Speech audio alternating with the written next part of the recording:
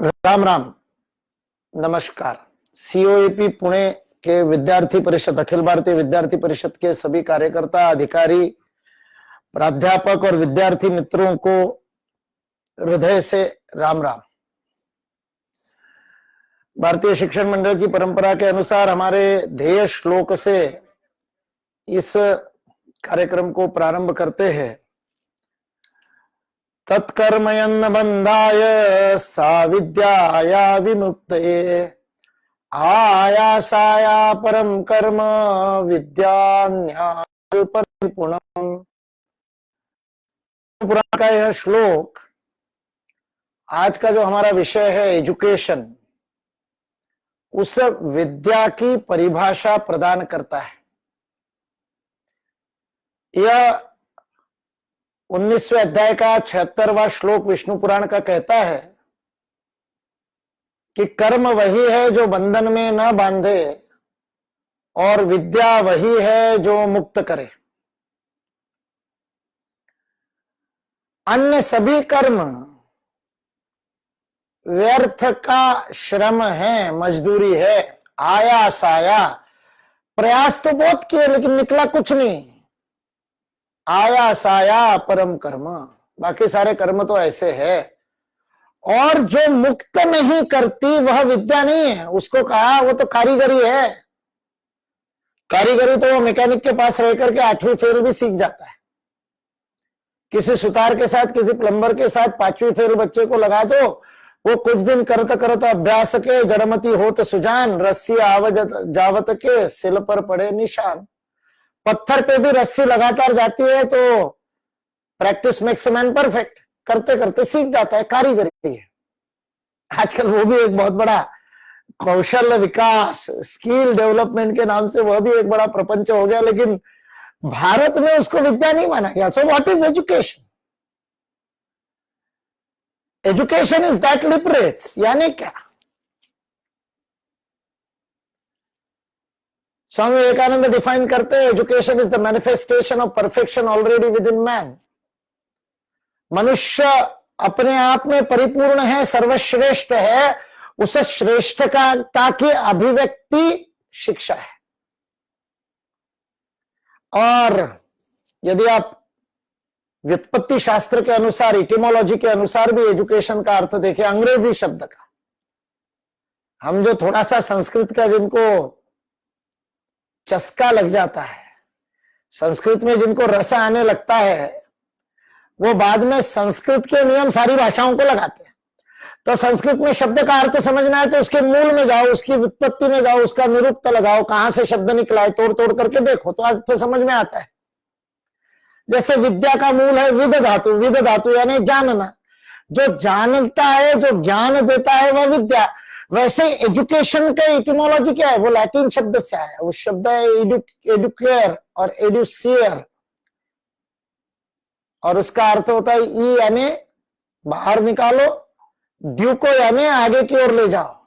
To bring forth, to bring out, to lead. Education का भी अर्थ यही है, अंदर से बाहर निकालना, बाहर से अंदर सिलेबस ठूसना is not education. It is not the amount of information that is injected in your brain which runs right there whole of your life. Swami Vivekananda, I am quoting Swami Vivekananda. That is not education. Education is from within to without, अंदर से बाहर. आज हम एक अत्यंत अद्वितीय, unprecedented, अभूतपूर्व, never happen before, ऐसी परिस्थिति के मध्य है. गत 100 वर्षों में ऐसे ही महामारी नहीं आई, और 1918 में जब प्लेग आया था तब ऐसा घरवास नहीं हुआ था. हाँ, घरवास. जैसे राम जी का वनवास वैसे हमारा घरवास. हम भारतीय शिक्षण मंडल में सकारात्मक दृष्टि रखते हैं, इसलिए लॉकडाउन नहीं कहते. लॉकडाउन में ऐसा लगता है कि किसी ने बाहर से चाबी बंद कर दी हो, और ऐसा तो तभी अच्छा लगता है जब बॉबी पिक्चर के उस गाने की जैसी स्थिति हो, हम तुम एक कमरे में बंद हो और चाबी खो जाए. वो लॉकडाउन तो ठीक है, लेकिन ये वाला लॉकडाउन तो, लॉकडाउन बोलने से व्यवस्था आएगी तो मनुष्य बाहर निकलने का प्रयत्न करेगा। और इसलिए जैसी शराब की दुकानें खुल गई, या अभी आज ईद का पर्व है तो उसके लिए कल बाजारों में भीड़ लग गई, क्योंकि विवशता में किसी ने जबरदस्ती बंद करके रखा था, तो पहला अवसर मिलते बाहर निकलेगा आदमी। किंतु यदि खुद ने लक्ष्मण रेखा बांध रखी है और इस चुनौती को अवसर में परिवर्तित कर दिया कि हम इसको घर में रहने का अवसर मान रहे, घरवास। मेरे जैसा प्रचारक जिसको एक माह में 25 दिन प्रवास करने की आदत है, वो प्रवास छूट गया, घरवास। 7 दिन से बैठा हूं कार्यालय में, भारतीय शिक्षण मंडल के केंद्रीय कार्यालय में, शेषाद्री सदन में। लक्ष्मण रेखा नहीं लांगी, लेकिन व्यस्तता पहले से अधिक है, और जो व्यस्त रहता है वो मस्त रहता है। तो चुनौती को अवसर बनाना और अवसर बना के उसको भुनाना, यह भारतीय दृष्टि है, जीवन दृष्टि। तो ये जब राष्ट्र के लिए कार्य करने वाले लोग ऐसा करते हैं, ऋषि ऐसा करते हैं, तो वो आदत लग जाती है। और फिर जो राष्ट्र के लिए अपना जीवन समर्पित कर देता है, 24 घंटे केवल राष्ट्र का ही चिंतन करता है, ऐसा व्यक्ति हर अवसर में देश का कैसे भला हो इसका विचार करता है। तो वैसा ही विचार करने वाले प्रधान सेवक हमको मिले। प्रधान सेवक ही कहते हैं ना वो अपने आप। प्रचारक जहां जाकर के बैठ जाए, प्रचारकत्व नहीं छूटता। प्रधानमंत्री कार्यालय में बैठेगा तो भी प्रचारक ही रहेगा, और प्रचारक रहेगा तो हर बात को चुनौती मानेगा, चुनौती को अवसर बना देगा। उन्होंने इस अकल्पनीय त्रासदी को भी अवसर बना दिया, और लोग सहायता के लिए सहायता राशि, राहत राशि ऐसे शब्दों का प्रयोग कर रहे थे, उन्होंने ऐसे शब्द ही नहीं प्रयोग किए। It is not a bail out package, उन्होंने शब्द ही नहीं प्रयोग किया बेल आउट पैकेज। उन्होंने इस अद्वितीय स्थिति में, इस संकट में से हमारे राष्ट्र की समूची व्यवस्था को, नॉट जस्ट इकोनॉमी, समूची व्यवस्था को बाहर निकालने के लिए इस अवसर का उपयोग किया और आत्मनिर्भर भारत अभियान की घोषणा की। ये भारत की परंपरा है। जब जब संकट आया तब तब हम अपने अंदर गए, अपनी शक्ति को बाहर निकाला, और अपनी शक्ति को बाहर निकाल के पहले से अधिक शक्तिशाली बनकर के बाहर निकले। जब जब आक्रमण हुए उसके बाद में हम पहले से अधिक शक्तिशाली बनकर के बाहर निकले। 1998 में 11 मई को, अभी 7-8-10 दिन पहले गया, वो 11 मई का शक्ति दिन हम सबको याद है। 11 मई 1998 को 11 मई 1998। आजकल के बच्चों को हिंदी के आंकड़े समझ में नहीं आते, इसलिए अंग्रेजी भी बता देता हूं। दुर्दशा है, दासता की मानसिकता है, अपनी भाषा नहीं आती, पराई मां अपनी लगने लगती है, मासी को मां कहने लग जाते। मातृभाषा तो मां है ना, कितनी भी सुंदर हो मासी तो मासी रहेगी भाई। तो अंग्रेजी कितनी भी उपयोगी हो, उपयोग करते रहो, लेकिन सम्मान तो अपनी मातृभाषा को ही देना। तो 11 मई 1998, 11 मई 1998 क्या हुआ था? परमाणु विस्फोट हुआ था पोखरण में, एपीजे अब्दुल कलाम के नेतृत्व में। भारतीय वैज्ञानिकों ने चमत्कार किया। भारतीय पूरे रणनीतिक क्षेत्र में, द स्ट्रेटेजिक फील्ड, भारत का इंटेलिजेंस, भारत की गुप्तचर व्यवस्था, भारत के राजनेता, भारत के अंतर्राष्ट्रीय संबंध, भारत के कूटनीतिज्ञ, भारत के डिप्लोमैट्स, इतना सुंदर और समन्वित प्रयास हुआ कि जिस समय दोपहर को 3:30 बजे हमारे उस समय के पीएम अटल बिहारी वाजपेयी, अभूतपूर्व प्रधानमंत्री अटल बिहारी वाजपेयी, और उनके पीछे खड़े हुए हमारे मित्र पीएम, विद्यार्थी परिषद के मित्र पीएम प्रमोद महाजन, वो खड़े होकर के दूरदर्शन पे आकर के, जब तक उन्होंने नहीं बताया कि परमाणु विस्फोट हुआ है पोखरण में, CIA और सारे MI-16 सब झक मारते रहे, सारे विश्व के और सैटेलाइट भारत को देख रहे थे, लेकिन किसी को पता नहीं चला। यह अद्भुत टेक्नोलॉजिकल फीट, अचीवमेंट, प्रौद्योगिकी के क्षेत्र में अद्भुत उपलब्धि भारत ने प्राप्त की। लेकिन परिणाम क्या हुआ? परिणाम स्वरूप भारत के ऊपर प्रतिबंध लगा दिए। सुपर 305 नाम से प्रतिबंध लगा दिए अमेरिका ने, जापान हमारा सबसे करीबी मित्र, सर्वाधिक आर्थिक सहयोग करने वाला, जापान ने हिरोशिमा नागासाकी से उभरा नहीं था। परमाणु विस्फोट क्या, हम मदद नहीं करेंगे, सारा मदद बंद कर दिया था। इजराइल छोड़कर के कोई टेक्नोलॉजी देने को तैयार नहीं, कोई आर्थिक सहायता देने को तैयार नहीं। और उस समय उन 3 वर्षों में 1998 से लेकर 2001 तक के 3 वर्षों में भारत ने अद्वितीय आर्थिक विकास किया है। हमारे आंतरिक उद्यमिता बाहर निकली, हमारे उद्योजक बाहर निकले। ये आजकल जिसको एमएसएमई कहते हैं, ये छोटे और मझले उद्योगों में अद्भुत और इन्वेस्टमेंट हुआ, पूंजी निवेश हुआ, और ऐसा अप्रतिम विकास उस समय हुआ है। इकोनॉमिक्स के विद्यार्थी कुछ होंगे तो उन्होंने उसके ऊपर अध्ययन करना चाहिए। जब जब संकट आता है, भारत अंदर जाता है और आत्मनिर्भर बनता है। आप में से बहुत कम लोगों का, आप में से कुछ का तो जन्म ही नहीं हुआ होगा, तो उनको याद कैसे रहेगा कि 2001 में बिना हमारे मांगे अमेरिका को प्रतिबंध हटाने पड़े थे।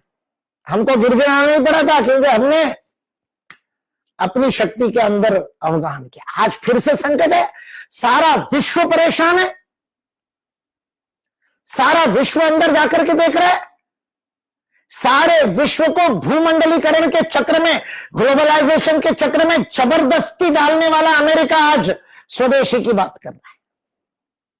और इसलिए डोनाल्ड ट्रंप का अगला चुनाव बी अमेरिकन बाय अमेरिकन के नारे पर लड़ा जाए तो मुझे आश्चर्य नहीं होगा, क्योंकि प्रोटेक्शनिज्म, क्योंकि मेरा देश मेरे लिए महत्वपूर्ण है। ये जो सप्लाई चेन के नाम पर ग्लोबल सप्लाई चेन क्रिएट की थी, सारा मैन्युफैक्चरिंग मलेशिया में, थाईलैंड में, ताइवान में, कोरिया में, चाइना में हो रहा था, और अमेरिका में सुई भी उत्पादित नहीं हो रही थी। कंपनी अमेरिका की, प्रोडक्शन एशिया में, और बीपीओ भारत में, सर्विसेज भारत में, सॉफ्टवेयर भारत में बन रहा है, टेलीफोन भारत में लिए जा रहे हैं आधी रात को बीपीओ में, मैन्युफैक्चरिंग मलेशिया में, ताइवान में, थाईलैंड में, और अभी नया नया देश वियतनाम त्रासदी से, युद्ध से बाहर निकला और अभी बहुत बड़ा मैन्युफैक्चरिंग हब बन रहा है। ताइवान इतना सा देश, हरियाणा जितना उसका भूभाग है, लेकिन विश्व की 3रे नंबर की अर्थशक्ति है, जीडीपी में नंबर 3 है, मैन्युफैक्चरिंग के भरोसे। आज अमेरिका कह रहा है ये मैन्युफैक्चरिंग हमको अपने देश में लाना पड़ेगा, प्रोटेक्शनिज्म शुरू हो गया, स्वदेशी की बात शुरू होगी।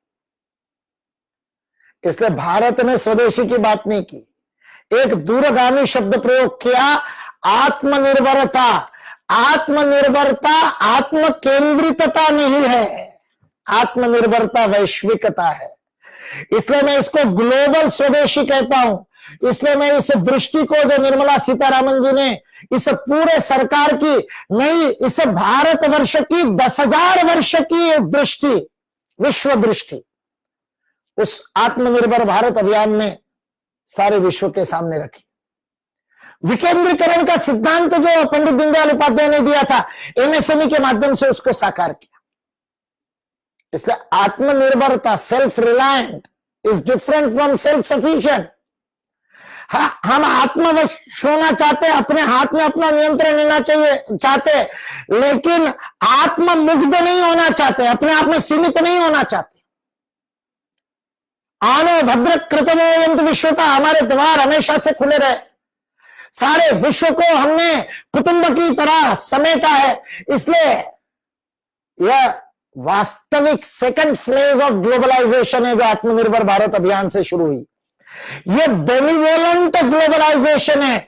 This is not competitive globalization, this is cooperative globalization. Atmanirbhar Bharat अभियान सहकारिता के आधार पर वैश्वीकरण का मार्ग खोलता है। जो मेरे पास है, मेरे लिए आवश्यक है, मैं अपनी आपूर्ति करके सबकी आपूर्ति करूंगा। हाइड्रोक्सीक्विनाइन के बारे में यही काम हुआ ना। हाइड्रोक्सीक्लोरोक्विनाइन को लेकर के विश्व हमसे भिक्षा मांग रहा था, लेकिन उसी समय हमने कहा कि हम देंगे। लोगों ने कहा तुम अमेरिका को भेज रहे हो, तुम 86 देशों को भेज रहे हो, क्या नाटक है भाई। तो फिर सरकार ने कहा हमारे लिए जितना चाहिए उससे अधिक उत्पादन है। विश्व में जितनी हाइड्रोक्सीक्लोरोक्विनाइन उत्पन्न होती है 70% भारत में उत्पन्न होती इसलिए हम हमारी आवश्यकताओं को पूर्ण करके दूसरों को देंगे। Self reliant, this is global स्वदेशी, आत्मनिर्भर भारत का यह अर्थ है। पीपीई किट चाइना से मंगवाने पड़ रहे थे, चाइना में ही तो वायरस है, चाइना का वायरस थोड़ी मंगवाना है। हमने कहा पर्सनल प्रोटेक्शन इक्विपमेंट हमारे यहां नहीं पैदा होता था, हमारे डॉक्टर, हमारी नर्सेस कठिनाई में थी, उस इन्फेक्शन के सामने लड़ने जाना है और कवच नहीं है। कर्ण के कवच कुंडल वाले देश में क्या है, हमने चमत्कार कर दिया। फरवरी में एक कवच नहीं बनाते थे, आज प्रतिदिन 4.5 लाख पीपीई बना रहे। यह आत्मनिर्भर भारत है। मैं जानता हूं मेरे लिए विषय शिक्षा दिया, लेकिन आत्मनिर्भर भारत अभियान में शिक्षा के बारे में केवल 2 बातें कही, 3 बातें, एक और जोड़ दिया जाए। इसलिए उस अभियान में शिक्षा की बात नहीं कर रहे, लेकिन शिक्षा पूरे अभियान का बेस है और यह चल रहा है। पिछले 5-6 वर्षों से शिक्षा दृष्टि बदलने का प्रयत्न चल रहा है। मैकॉले ने अपने पिता को लिखे हुए पत्र में, मेरे को उसका नाम लेना अच्छा नहीं लगता, क्यों दुर्जनों को याद किया जाए, इसलिए भारतीय शिक्षण मंडल में मैंने मैकॉले को दोष देना मना कर दिया। लेकिन केवल हमारी वर्तमान शिक्षा पद्धति की विवशता को समझने के लिए, उदाहरण के लिए बता रहा हूं मैं। उस मैकॉले ने अपने पिता को पत्र लिखे हुए पत्र में कहा था, हम एक नौकरों की फौज खड़ी कर देंगे, क्लर्क्स एंड सर्वेंट्स, जो ब्रिटिश राज की सेवा करेंगे। हमने वही आगे बढ़ाया, इसलिए हमारे यहां आज सर्विस को, नौकरी को अधिक महत्व है, अधिक सम्मान है, स्वरोजगार का सम्मान नहीं। इसलिए जो भी शिक्षा व्यवस्था से निकलता है, he is a job Sikar. वह मांगता है, भीख मांगता है, दे दे बाबा, नौकरी दे दे, किसी ना किसी पैकेज की दे दे। इंजीनियरिंग किया हुआ बीपीओ में बैठ करके टेलीफोन अटेंड कर रहा है, नौकरी चाहिए, खुद के इंजीनियरिंग के नॉलेज का उपयोग नहीं कर रहा। देश की समस्याओं का समाधान देने के लिए खुद का स्वयं का कुछ व्यवसाय शुरू करना और फिर विभिन्न संस्थाएं परीक्षण करती है और देश के इंजीनियरिंग कॉलेजेस का परीक्षण करके कहती है केवल 19%, 20% ग्रेजुएट्स ही एम्प्लॉयबल है, नौकरी मिल सकती है। यह शिक्षा व्यवस्था की त्रासदी बन गई। हमने प्रयास किया, पिछले 5-6 वर्षों से लगातार प्रयास कर रहे हैं, स्टार्टअप के नाम पे प्रयास कर रहे, मुद्रा लोन के नाम पे प्रयास कर रहे, इंक्यूबेशन सेंटर, अटल इनोवेशन मिशन के नाम से नवाचार का विचार, पेटेंट रजिस्ट्रेशन के लिए युवाओं को मदद करना, एक पूरा वातावरण बदलने के लिए। Don't be a job seeker, be a job giver. नौकरी मांगने वाले नहीं, नौकरी देने वाले बनो, क्योंकि इस देश में देने वाले को देवता कहते हैं। विद्यार्थी परिषद वाले बहुत वर्षों से कर रहे स्टूडेंट एक्सचेंज का कार्यक्रम, इसलिए उनका जाना आना लगा रहता है। आसाम में आप पूछना, श्री हरि बोरीकर जी को पूछना या आसाम के किसी भी कार्यकर्ता को पूछना, आसाम में पिता को देवता कहते हैं और बड़ी बहन को भाईदेव कहते हैं। मैंने पूछा आसाम के कार्यकर्ता को पिता को देवता क्यों कहते हैं, तो कहे वो फैमिली का प्रोवाइडर होता है, provides everything for the family, परिवार को सब कुछ देता है, परिवार को देने वाला होता है, जो देता है वो देवता। और बिल्कुल सुदूर पश्चिम में राजस्थान में मैं रहा, 8 वर्ष तक राजस्थान का दायित्व मेरे पास था। मैं राजस्थान में विवेकानंद केंद्र का काम देखता था। वहां राजस्थान में भिखारी के लिए शब्द है मंगता, मांगने वाला। देवता बनाना चाहते हो कि मंगता बनाना चाहते हो? हे राष्ट्र देवतांचे, शिरवारकर जी कविता लिख करके गए, ये राष्ट्र देवताओं का है, देने वालों का राष्ट्र है। त्याग इस राष्ट्र का मूल मंत्र है। स्वामी विवेकानंद ने कहा हमारी शिक्षा इस राष्ट्र के मूल भाव के अनुकूल देने वाले कंट्रीब्यूटर्स पैदा कर रहे हैं या मांगने वाले मंगते भिखारी पैदा कर रहे, देवता बनाने मंगते बनाने। जॉब गिवर्स और जॉब सीकर्स। आत्मनिर्भर भारत वो दृष्टि परिवर्तन चाहता है। शिक्षा में आत्मनिर्भरता आनी चाहिए, शिक्षा संस्थान आत्मनिर्भर बनने चाहिए। शिक्षा की व्यवस्था ऐसी होनी चाहिए कि वो समाज पोषित हो, शासनाभिमुख नहीं हो, शासन निर्भर भी नहीं हो, आत्मनिर्भर हो जाए। हम जितना ले उससे अधिक देने वाले हो जाए।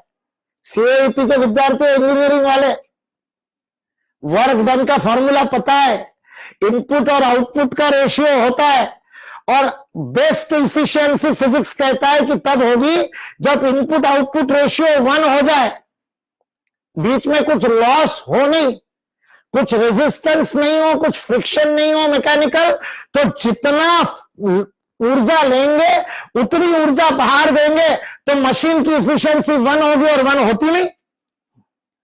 मनुष्य मशीन नहीं है, जैविक है। इसलिए हमने कहा जितना ले उससे अधिक दे।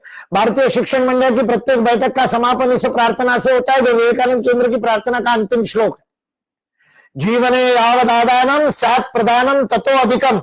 जीवन में जितना हम ले उससे अधिक देने वाले हम बन जाए। Let us be contributor as an individual. मैं विद्यार्थी के रूप में अपनी शिक्षा पूर्ण करके निकलूंगा, मैं जितना समाज से लूंगा उससे अधिक समाज को दूंगा। जो नॉलेज मुझे मिलेगा वैल्यू एडिशन करूंगा, नया रिसर्च करूंगा, रट रट करके जो टेक्स्ट बुक्स में लिखा है वैसा का वैसा पढ़ करके वैसा का वैसा परीक्षा में वमन करना नहीं। 100% मार्क्स मिले तर भी इफिशियंसी बनी है, इनपुट और आउटपुट इक्वल होगा, नहीं चलेगा। परीक्षा पद्धति बदलनी पड़ेगी। इनोवेशन करने वालों को, कुछ नया करने वाले को, कुछ नया तरीका ढूंढने वाले को अंक देने पड़ेंगे अधिक, तब इनपुट से आउटपुट अधिक होगा। भास्कर आचार्य लीलावती को कहते हैं, एक क्षण के 600वें हिस्से से मुहूर्त टल गया, इसलिए लीलावती का विवाह नहीं हो सका। 1000 साल पहले इस देश में समय मापन की यह व्यवस्था थी। ऐसे यंत्र थे, घटिका यंत्र थे, जिसके द्वारा 1 सेकंड का 600वां हिस्सा नापा जा सकता था। भास्कराचार्य ने वो यंत्र लगाया, मुहूर्त निकाला, इस मुहूर्त पे विवाह हुआ तो ठीक है, नहीं तो विधवा हो गए। बेचारी का विवाह टल गया। भास्कराचार्य ने कहा कोई बात नहीं, मैं तुम्हें अमर कर दूंगा। उसको बैठा करके गणित सिखाया, और वो भास्कराचार्य और लीलावती का संवाद लीलावती नाम के गणित के अप्रतिम अद्वितीय ग्रंथ के रूप में उपस्थित है। Tata institute of fundamental research के एक वैज्ञानिक, विज्ञान और गणित की शिक्षा में नवाचार करने वाले डॉक्टर आगरकर अपने पुणे के पास में ही रहते, नवी मुंबई में। वो डॉक्टर आगरकर जापान में गए थे, तो जापान में उनके व्याख्यान के बाद में उनको एक पुस्तक भेज दी गई, और वो पुस्तक भेज दी गई, वो जापानीज में थी, इनको जापानीज पढ़ना नहीं आता था। देने वाले ने बड़े विनम्रता से कहा, हम आपकी बात आपको दे रहे, ये जापानीज में, लेकिन कोई बात नहीं, आपने संस्कृत वाली तो पढ़ी होगी, नहीं तो कम से कम उसका हिंदी या अंग्रेजी में, मराठी में ट्रांसलेशन तो पढ़ा ही होगा। उन्होंने कहा कौन सी पुस्तक है? वो भास्कराचार्य की लीलावती थी। जापानीज में अनुवाद करके जापान वाले अध्ययन कर रहे, सीओएपी में नहीं पढ़ाते। जबकि वास्तविक गणित वो है। राम सुब्रमण्यम जी का भाषण है बीएसएम भारत के फेसबुक पेज पर। आईआईटी मुंबई के गणित के प्रोफेसर है, जाकर के सुनिए। भास्कराचार्य का वर्णन मिलेगा, क्वाड्रेटिक इक्वेशन को, लीनियर इक्वेशन को किस प्रकार से कविता में भास्कराचार्य बताते। केवल इतना ही नहीं, वो लीलावती को कहते हैं इस समीकरण को, इस इक्वेशन को सुलझाने के 11 मार्ग मुझे बताए, तू 12वां उपाय बता सकती है क्या? हमारी शिक्षा पद्धति कहती है स्टेप वाइज जो बताया वैसे तो वैसा करो, input is equal to output, number 100 में से 100 नहीं। भास्कराचार्य कहते हैं 11 पद्धतियां तो मैंने तेरे को सिखा दी, अब तू अपने नवाचार से, अपनी सृजनशीलता से, अपने नवोन्मेष से, अपने विचार से, अपनी दृष्टि से 12वीं पद्धति निकल। This is pedagogy of education. आत्मनिर्भर शिक्षा का यह मूल मंत्र है। यह शिक्षण विधि है जो बदलनी चाहिए प्रत्येक शिक्षक को। और शिक्षक बदले नहीं बदले, हम तो बदल सकते हैं ना।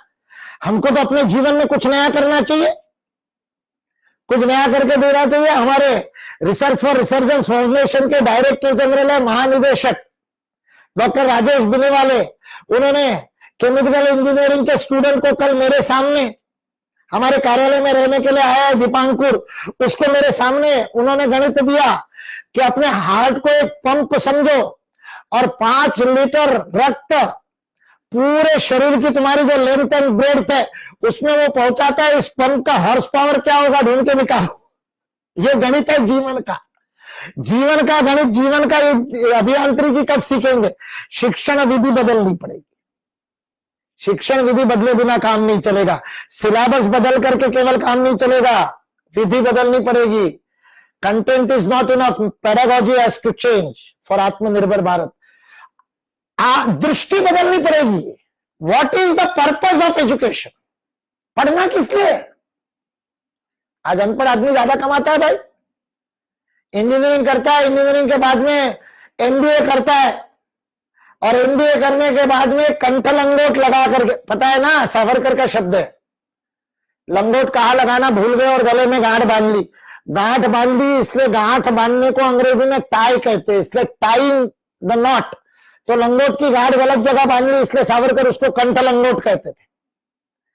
तो कंठ लंगोट लगा करके सब्जी बेचता है रिलायंस फ्रेश में। इंजीनियरिंग किया, एमबीए किया, उसके बाद सब्जी बेचता है, 13,000 रुपए महीने की ओपनिंग मिलती है सैलरी। और तुम्हारे घर के बाहर ठेला लेकर के आता है, सब्जी ले लो, कांदा प्याज ले लो, वो प्रतिदिन मिनिमम 1000 से 1200 रुपए कमाता है और खुद की मर्जी का मालिक है। 20 दिन गया तो गया, 25 दिन गया तो गया, आज मूड नहीं, आज नहीं जाऊंगा। स्वतंत्र है और उसके बावजूद 25 से 30,000 रुपए कमा लेता है। ये नौकर है, दूसरे के द्वारा 9 बार बताने के बाद करता है, इसलिए नौकर। एक बार बता के करे तो नौकर नहीं होता है। कुछ ज्यादा इफिशिएंस होते हैं तो उनको चाकर कहते हैं, 4 बार बताने से कर लेते हैं तो चाकर। नौकर या चाकर बनकर के 13,000 कमाता है, वो स्वतंत्र होकर के 25-30,000 कमाता है। आज भी इस देश में अनपढ़ पकोड़े वाला ज्यादा कमाता है। इसलिए शिक्षा का उद्देश्य क्या? शिक्षा दृष्टि दे रही है क्या? शिक्षा एक कंट्रीब्यूशन की दृष्टि दे रही है क्या? क्योंकि विकास का मापदंड बदलना पड़ेगा। आज सारी दुनिया विचार कर रही है, जिनको विकसित कहते थे उन देशों में 1 लाख लोग मर गए अमेरिका में कोविड से। भारत में डिटेक्टेड की संख्या 1 लाख के ऊपर अभी पहुंची है, जिनको इन्फेक्शन हुआ। इन्फेक्टेड की संख्या हमारी 1.5 लाख के लगभग है और अमेरिका में मरने वालों की संख्या कल 1 लाख हो गई। विकसित देश इटली के पास health services one of the best, सर्वाधिक कोविड का प्रकोप वो झेल रहे। इसलिए विकास की परिभाषा पर विश्व में चिंतन शुरू हो गया। जिसको हम विकास कह रहे हैं वो विकास है क्या? जीडीपी अधिक होना, ग्रॉस डोमेस्टिक प्रोडक्शन अधिक होना, उत्पादन अधिक होना, क्या यही केवल मात्र विकास का साधन होगा? नहीं, हमने कहा बदलो इसको, रिसर्च करना पड़ेगा। शिक्षा रिसर्च पर आधारित होनी पड़ेगी, तब दृष्टि देगी। इसलिए हमने कहा ग्रॉस नेशनल कंट्रीब्यूशन को पता, समाज को कितना दिया, विश्व को कितना दिया, मनुष्य करके परिवार को क्या दिया, परिवार ने समाज को क्या दिया, समाज ने राष्ट्र को क्या दिया, राष्ट्र ने विश्व को क्या दिया, उस आधार पर विकास का मापन होगा। यह भारत का तरीका है। इसलिए भारत में घर छोड़ने वाला राम आदर्श है और जबरदस्ती जुआ खेल करके सिंहासन हड़प करने वाला दुर्योधन किसी का नाम नहीं है। दुर्योधन ये भारत की शक्ति है, देना, देवताओं का राष्ट्र है। इसलिए ये विश्व को ये दृष्टि देनी पड़ेगी, कंट्रीब्यूशन इज द पैरामीटर। ये शिक्षा दे सकती है। हमारे विद्यार्थी कंट्रीब्यूटर्स होने चाहिए, देने वाले होने चाहिए, कुछ देना चाहिए उन्होंने। योगदान करने वाले हो, दान मांगने वाले नहीं। अनुदान रिसर्च कब करेंगे? जब ग्रांट मिलेगी, अनुदान मिलेगा। रिसर्च के लिए ग्रांट देना चाहिए सरकार ने, तब काम होगा। नहीं भाई, जगदीश चंद्र बसु को ग्रांट नहीं मिली थी। प्रफुल्ल चंद्र ले पहले स्टार्टअप वाले व्यक्ति थे, बंगाल केमिकल्स की स्थापना की, केमिस्ट्री में पायनियर उद्योजक, सबसे ज्यादा शेयर, सबसे ज्यादा पेटेंट प्रफुल्ल चंद्र रे के पास है। हम कहां प्रफुल्ल चंद्र रे को सिखा रहे हैं अपने विद्यालयों में? हम जगदीश चंद्र बसु के सुपर कंडक्टिविटी के एक्सपेरिमेंट के लिए, और जहां पर कबाड़ रखा रहता है उस कबाड़ के कमरे में प्रेसिडेंसी कॉलेज में जाकर के वो अपने स्वयं से यंत्र बनाते, ग्रांट की चिंता नहीं करते। जब बाद में सैलरी भी बंद हो गई, जब उन्होंने कहा गोरों को और भारतीयों को अलग अलग सैलरी देते हम नहीं मानेंगे, तो उन्होंने सभी ने कायदे भंग किया, असहयोग का आंदोलन किया, सैलरी लेना बंद कर दिया। घर में खाने के लिए कुछ नहीं आया था, फिजिक्स के प्रयोग कैसे करते, तो उस समय गुरुदेव रविन्द्रनाथ ठाकुर ने त्रिपुरा के राजा को लिखा, और त्रिपुरा के राजा ने जगदीश चंद्र बसु को प्रतिवर्ष 10,000 रुपए शोध के लिए दिए। अनुदान की चिंता नहीं करते, योगदान देते।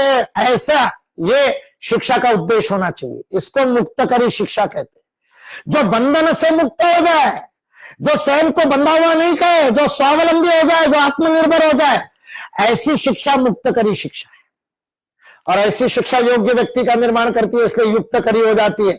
और जो मुक्तकरी और युक्तकरी हो वो अर्थकरी तो अपने आप हो जाती है, वो शिक्षा अर्थकरी भी रहती है। इसलिए शिक्षा की दृष्टि को बदलना पड़ेगा, शिक्षा के उद्देश्य को बदलना पड़ेगा। किसने पढ़ना, किसने सीखना, व्यक्तित्व का विकास, सर्वांगीण विकास किसने? भाई पितामह भीष्म से ज्यादा विकसित कोई है क्या महाभारत में? शरीर मन बुद्धि आत्म तत्व से चतुर्विध विकास, भावनात्मक रूप से क्या शक्तिशाली है। प्रतिदिन 10,000 योद्धाओं को मारता है, लेकिन खड़ा कहां है? व्यक्तिगत चरित्र है लेकिन राष्ट्रीय चरित्र नहीं है। तो क्या राष्ट्रीय चरित्र का निर्माण नहीं करना पड़ेगा? क्या धर्म दृष्टि का निर्माण नहीं करना पड़ेगा? क्या सामाजिक दृष्टि का निर्माण नहीं करना पड़ेगा? ये चारों उद्देश्य है, व्यक्ति निर्माण, समाज निर्माण, राष्ट्र निर्माण, विश्व निर्माण। शिक्षा को चारों उद्देश्य, उसके बिना शिक्षा आत्मनिर्भर नहीं हो सकती। व्यक्ति को आत्मनिर्भर करो। हमारे गुरुकुल में बच्चों को कढ़ाई बुनाई भी सिखाते, 64 कलाएं सिखाते हैं ना, उन 64 कलाओं में आप स्वावलंबन की कला है। हमारे बच्चों को आप रुई दे दो तो उस रुई से धागा निकाल करके, वस्त्र बुन करके, काट करके, सील करके पहन लेंगे। और अभी लॉकडाउन है तो हमारे कल एक मित्र बता रहे थे, टी शर्ट खरीदने गए तो उस ब्रांडेड टी शर्ट वाली विदेशी कंपनी ने कहा नो ट्रायल नो एक्सचेंज, ले जानी हो तो ले जाओ नहीं तो फूटो। जब स्वावलंबन चला जाता है तब परवश हो जाते हैं। परवश होने से टी शर्ट भी घर आकर के ट्राई की, जब ठीक लगी तो जाकर के 2 और खरीदी। आत्मवश नहीं होते तब परवश होते। आत्मनिर्भर व्यक्ति आत्मनिर्भर, गांव आत्मनिर्भर, समाज आत्मनिर्भर। क्यों इतने श्रमिक वहां से आने पड़ते मुंबई, बिहार और बंगाल से? बिहार, बंगाल और उत्तर प्रदेश को स्वावलंबी नहीं बनाया। अरे उनका छोड़ो, मुंबई को स्वावलंबी नहीं बनाया। मुंबई आत्मनिर्भर नहीं है, दिल्ली आत्मनिर्भर नहीं, चेन्नई नहीं, बेंगलोर नहीं आत्मनिर्भर। मैं वैश्विक भ्रमण को मना नहीं कर रहा हूं, देशाटन को करना चाहिए, यहां से वहां जाना चाहिए, सारा देश हमारा है, लेकिन मजबूरी में, विवशता में नहीं जाना चाहिए, आनंद से जाना चाहिए। मैं वहां जाके व्यापार करूंगा, मैं वहां जाके नौकरी करूंगा, मैं वहां जाके क्या कुछ नया योगदान दूंगा। सारा देश खुला है तुम्हारे लिए, पर इसलिए नहीं कि मेरे गांव में मैं भूखा रहूंगा, इसलिए नहीं कि मेरे गांव में मुझे खाने को नहीं मिलेगा। गांव आत्मनिर्भर होगा, इसलिए विकेंद्रित विकास, ये आत्मनिर्भर पैकेज वो विकेंद्रित विकास देता है। ये विकेंद्रित विकास की दृष्टि देने की आवश्यकता है, उसके लिए रिसर्च करना, ऐसे किसानों के लिए ऐसे उपकरण उत्पन्न करना, ये शिक्षा का उद्देश्य होना चाहिए। खुद के लिए, परिवार के लिए, समाज के लिए, राष्ट्र के लिए, विश्व के लिए देने वाले बनने चाहिए। और ऐसी नीति, ऐसी पद्धति और ऐसा ही पाठ्यवस्तु, ऐसा ही कंटेंट, ऐसी ही पाठ्यवस्तु, ये चारों बातें शिक्षा में चाहिए। शिक्षा का उद्देश्य, शिक्षा की नीति, शिक्षा का कंटेंट यानी पाठ्यवस्तु, और शिक्षा की पद्धति यानी पेडागोजी, ये चारों आत्मनिर्भर बनाने वाले होंगे, तब भारत आत्मनिर्भर बनेगा। यह आत्मनिर्भरता की शिक्षा दृष्टि है। डिजिटल एजुकेशन का बोलबाला चल रहा है, टेक्नोलॉजी का उपयोग अवश्य करना चाहिए। भारतीय शिक्षण मंडल उसके बिल्कुल विरोध में नहीं है, शिक्षक डर रहे हैं कि शिक्षक रिप्लेस हो जाएगा, शिक्षक नहीं रिप्लेस होता भाई। वहां भी टेक्नोलॉजी में कोई शिक्षक ही चाहिए जो कंटेंट तैयार करेगा, गुरु तो मार्गदर्शन करेगा ही। इसलिए गुरु को रिडंडेंट होने की या गुरु को अप्रासंगिक इररिलेवेंट होने का, भय होने का कोई कारण नहीं है। तकनीक का उपयोग करना पड़ेगा, लेकिन तकनीक का उपयोग संयम से करना पड़ेगा। तकनीक यह रिप्लेस नहीं कर सकती, कॉम्प्लीमेंट कर सकती है, पूरक हो सकती है, उसका पर्याय नहीं हो सकती। इससे शिक्षा का पर्याय नहीं, शिक्षा के परिपूरकता के रूप में कंटेंट तैयार करना चुनौती है। क्लास हो रही है, अभी मैं बोल रहा हूं, मेरा भाषण रिकॉर्ड होकर के आप सुन रहे, किसी हॉल में सुनते और यहां सुन रहे, क्या फर्क है? वैसे ही क्लासरूम का भाषण रिकॉर्ड करके नेट पे डालना ये डिजिटल कंटेंट नहीं है। उसमें डिजिटल कंटेंट होना चाहिए ना, वीएफएक्स होना चाहिए, उसमें बाहुबली होना चाहिए, उसमें एनिमेशन होना चाहिए, उसमें प्रेजेंटेशन होना चाहिए, तब तो डिजिटल टेक्नोलॉजी का उपयोग है। इसलिए हमको अपनी दृष्टि बदलनी पड़ेगी डिजिटल टेक्नोलॉजी को लेकर के।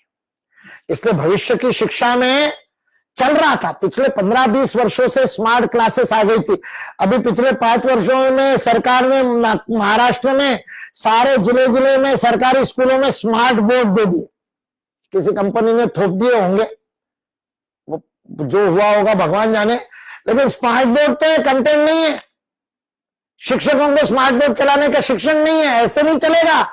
शिक्षकों को स्मार्ट बोर्ड तैयार करने पड़ेगा। सीओईपी स्मार्ट बोर्ड का डिजाइन भारतीय डिजाइन क्यों नहीं बना सकते? सैटेलाइट बनाया था आप लोगों ने भाई, प्रधानमंत्री जी आए थे देखने को और वो सैटेलाइट छोड़ा था इसरो ने।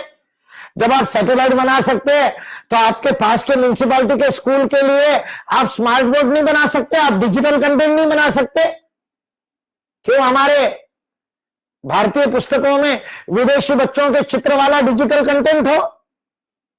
प्रिंटेड कंटेंट भी वैसा ही, वो ब्राउन और ब्लॉन्ड बालों वाले दिखते के भारत में ऐसे बच्चे, वो गाय, वो भी विदेशी गाय, चित्र गाय का, विदेशी गाय का चित्र भारतीय डिजिटल कंटेंट में क्यों? हम हमारा कंटेंट बनाए। इसलिए ये शिक्षा क्षेत्र की चुनौती है, हमारी दृष्टि बदलनी पड़ेगी। बहुत बड़े प्रमाण में नई टेक्नोलॉजी आने वाली है। ये जो श्रमिक वापस चले गए उसमें से 60% वापस नहीं आए, तो जो ऑटोमाइजेशन, जो स्वचालीकरण 1995 में विश्व में हो गया और भारत उससे अछूता रह गया इस साम्यवाद की बीमारी के कारण। इस नक्सलाइट, अर्बन नक्सलाइट ने नहीं बनने दिया भारत को स्वावलंबी, आत्मनिर्भर, स्वचालित यंत्र से हमारा इंडस्ट्रियलाइजेशन नहीं हुआ। इसलिए इतने करोड़ों श्रमिक आने पड़ते। आज ये श्रमिक वापस नहीं आएंगे तो झक मार के विवशता से ऑटोमाइजेशन करना पड़ेगा। 2 काम करने पड़ेंगे, शहरों में ऑटोमाइजेशन करना पड़ेगा, गांवों में श्रम देना पड़ेगा। इसलिए छोटे स्थानों पर इंडस्ट्री ले जानी पड़ेगी, इंडस्ट्री का विकेंद्रीकरण करना पड़ेगा। पर आप जैसे विद्यार्थी ऑटोमाइजेशन में, मैकेनिकल ऑटोमाइजेशन, उसके अंदर इलेक्ट्रॉनिक कंट्रोल सिस्टम का ऑटोमाइजेशन, इसको लेकर के सेंसर्स का उपयोग करके, आर्टिफिशियल इंटेलिजेंस का उपयोग करते, थिंग्स, इंटरनेट ऑफ थिंग्स का उपयोग करके, और हम ऑटोमाइजेशन का एक नया युग भारत में शुरू कर सकते हैं। आत्मनिर्भर ऑटोमाइजेशन, आत्मनिर्भर भारत। इसलिए शिक्षा दृष्टि बदलनी पड़ेगी, शोध दृष्टि बदलनी पड़ेगी, शिक्षण विधि की दृष्टि बदलनी पड़ेगी। यह आत्मनिर्भरता बचपन से आनी पड़ेगी। जापान के बच्चे को बचपन से सिखाया जाता है, समय पालन सिखाया जाता है, विनम्रता सिखाई जाती है, और वैसे आत्मनिर्भरता सिखाई जाती है। शिक्षा का अंग है। जापान के विद्यालयों में, स्कूलों में सफाई कर्मी नहीं होते, सफाई के श्रमिक नहीं होते। सारे बच्चे और शिक्षक मिलकर के परिसर को साफ सुथरा रखते हैं। शौचालय भी शिक्षक और मित्र मिलकर के करते हैं। इंजीनियरिंग कॉलेज में हो सकता है, आजकल वो प्रधानमंत्री के ऑफिस में हमारे इलेक्ट्रॉनिक्स के प्रोफेसर, हमारे मित्र भीलवाड़ा के इंजीनियरिंग कॉलेज में इलेक्ट्रॉनिक्स के हेड ऑफ द डिपार्टमेंट थे, माणिक्यलाल वर्मा जी के नाम के एमएलवी टेक्सटाइल इंजीनियरिंग कॉलेज है भीलवाड़ा में, राजस्थान में, सरकारी कॉलेज है बड़ा। उन्होंने वहां पर जब वो इंचार्ज थे, उनके स्टूडेंट क्लब के इंचार्ज थे, उन्होंने बच्चों को प्रेरित किया और कहे दिवाली में घर की पुताई करते हैं, कॉलेज की पुताई हम कर देते हैं। विद्यार्थियों ने स्वेच्छा से श्रमदान करके, इंजीनियरिंग के विद्यार्थियों ने कॉलेज की पूरी पुताई कर दी, कलरिंग कर दिया। आप कल्पना करो, जिस विद्यार्थी ने अपने हाथ से उस दीवार को पूता हो, उस दीवार के ऊपर पेन से लिखेगा क्या? वो बादाम हार्ट का चिन्ह बनाएगा क्या? फलाना ढिकाना करेगा क्या? जब खुद के हाथ से पूता है, अपना विद्यालय, अपना महाविद्यालय हो जाएगा। ये आत्मनिर्भरता के प्रयोग, सरकार पॉलिसी थोड़ी बनाई हुई है, प्रयोग तो एक शिक्षक ने कर दिए। आज वो शिक्षक पीएमओ में प्रधानमंत्री का ओएस भी बना बैठा है, लेकिन उसके आत्मनिर्भरता की दृष्टि उसके शिक्षकत्व में, एक शिक्षक की आत्मनिर्भर दृष्टि जो आज पूरे भारत की दृष्टि दे रही है। क्या हम ये दृष्टि अपने अंदर विकसित कर सकते हैं? इसलिए मैं अखिल भारतीय विद्यार्थी परिषद को बधाई देता हूं। ये अलग अजूब विद्यार्थी संगठन है। बाकी सारे विद्यार्थी संगठन तो विद्यार्थियों को भड़काने में ही लगे रहते हैं, हमारी मांगे पूरी करो, आंदोलन करो। ये एक विद्यार्थी संगठन है जो विद्यार्थियों के व्यक्तित्व विकास की बात करता है। इसलिए व्यक्तित्व के विकास की बात करने वाले, ज्ञानशील और चारित्र की बात करने वाले अखिल भारतीय विद्यार्थी परिषद ने आत्मनिर्भर भारत अभियान को समझने के लिए इस व्याख्यानमाला को चलाया। तकनीक के माध्यम से फेसबुक पर सजीव व्याख्यान की श्रृंखला, हाँ, लाइव एड्रेसेस, फेसबुक लाइव के एड्रेसेस के द्वारा आप लोगों से चर्चा करने का अवसर दिया, अपने विचार बांटने का अवसर दिया। अभी जो लोग देख रहे हैं वो तो देख ही रहे हैं, बाद में भी कुछ लोग देख सकेंगे। उस मामले में ये स्थायी है। मैं आपके सीओईपी में भाषण देने आता तो उस दिन जितने लोग हॉल में बैठे होते वही भाषण सुनते। अब तो ये आपके फेसबुक पेज पर पड़ा रहेगा। हमारे भारतीय शिक्षण मंडल वालों ने शेयर किया होगा तो उस फेसबुक पेज पर भी पड़ा रहेगा और बाद में भी लोग देख सकेंगे। इसलिए इस तकनीक का जो उपयोग हो रहा है, जिसके द्वारा आत्मनिर्भरता को हम सीख रहे, सच्चे अर्थ में व्यक्तिगत स्तर पर, सामूहिक स्तर पर, सामाजिक स्तर पर, राष्ट्रीय स्तर पर और वैश्विक स्तर पर हम आत्मनिर्भर बने, ऐसा स्वदेशी का आह्वान करते हुए अपनी वाणी को विराम देता हूं। इस भारत ने सारे विश्व के कल्याण की कामना की। इस राष्ट्र के ऋषियों ने भद्रम इच्छन्त ऋषि, सारे विश्व के कल्याण की कामना करने वाले ऋषियों ने तपसे दुरग्रे, अत्यंत उग्र तप किया। ततो राष्ट्रम बलम ओजस्व जातम, यह अथर्ववेद कहता है। ये इस राष्ट्र के जन्म की कथा है। जब ऋषियों ने तप किया तब ये राष्ट्र ने बल और ओज प्राप्त किया था। आज फिर एक बार राष्ट्र ऋषियों के तप की और विश्व के मार्गदर्शन की प्रतीक्षा है। यह भारत विश्व के कल्याण की प्रार्थना करता है। एकमात्र धर्म ऐसा है, एकमात्र उपासना पद्धति, एकमात्र संस्कृति, एकमात्र राष्ट्र जो ये नहीं कहता कि केवल मेरे लोगों का भला हो। वो ये नहीं कहता सर्वे हिंदू भवन्तु सुखिना, नहीं कहता हिंदू। वो ये भी नहीं कहता सर्वे मानवा भवन्तु सुखिना। वो तो कृमि, कीटक, पशु, पक्षी, वनस्पति, सृष्टि सबके कल्याण की कामना करता है। सर्वे भारतीय भवन्तु सुखिना नहीं कहता, सर्वे भवन्तु सुखिना, विश्व का कल्याण हो, धर्म की स्थापना हो, प्राणियों में सद्भावना हो। हमारे मंदिरों में रोज ये प्रार्थना होती है। उसी प्रार्थना से अपने इस सत्र का समापन करते हैं।